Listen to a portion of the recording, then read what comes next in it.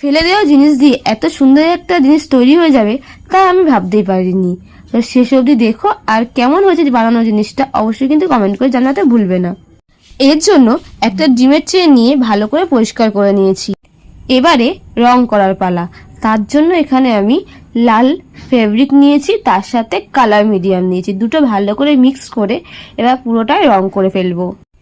রং করা হয়ে গেলেই এর মধ্যে এক এক করে স্টোন বসাবো। স্টোন বসিয়ে ভালো করে শুকাতে দেব মিনিমাম 1 থেকে 2 ঘন্টা। আর একটা ডিমের খোলা দিয়ে একটু ফুল ফুল করে কেটে নিয়েছি, যাতে নিচে সুতোর মধ্যে, সুতো বলতে কি দড়ি যে মতো যে সুতো সুন্দর আছে ওর মধ্যে পুঁতিয়ে দিয়ে আর নিচে ওইগুলো স্ট্যাপলার মেরে দিলাম। আঠা দিয়ে দেখছি লাগছিল না, তাই স্ট্যাপলার মেরে দিলাম। এবার উপরে শুধুমাত্র একটা ফুল করে দিলাম যাতে টানানো যায়। তো দেখে কেমন লাগলো তোমাদের ওয়াল হ্যাঙ্গিংটা অবশ্যই কিন্তু কমেন্ট করে জানিও। আজকের মতো টাটা।